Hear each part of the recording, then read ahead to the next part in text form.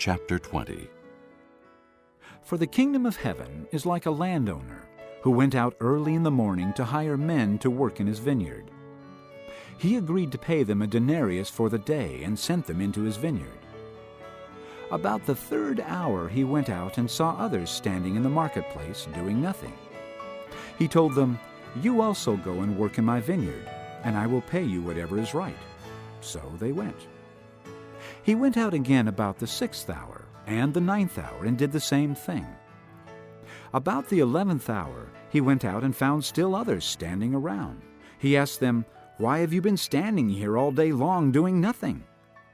"Because no one has hired us," they answered. He said to them, "You also go and work in my vineyard."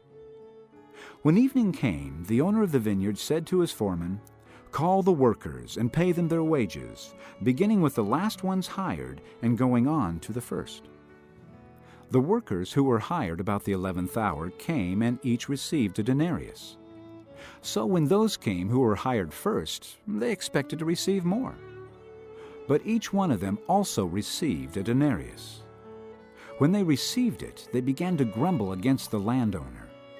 "These men who were hired last worked only 1 hour," they said, "and you have made them equal to us who have borne the burden of the work and the heat of the day."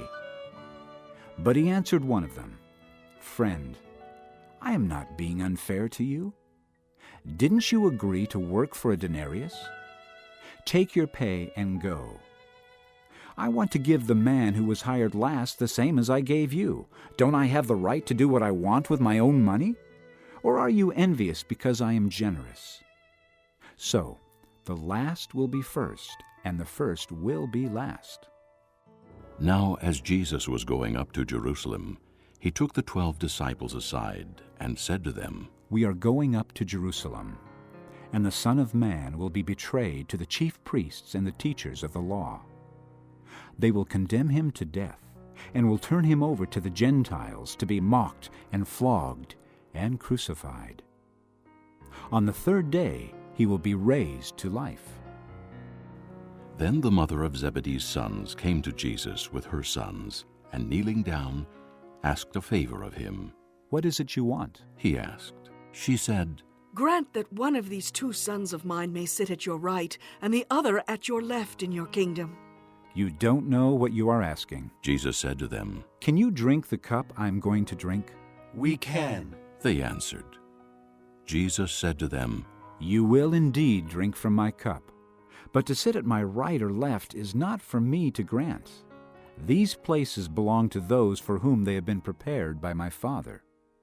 When the 10 heard about this, they were indignant with the 2 brothers. Jesus called them together and said, "You know that the rulers of the Gentiles lord it over them, and their high officials exercise authority over them. Not so with you.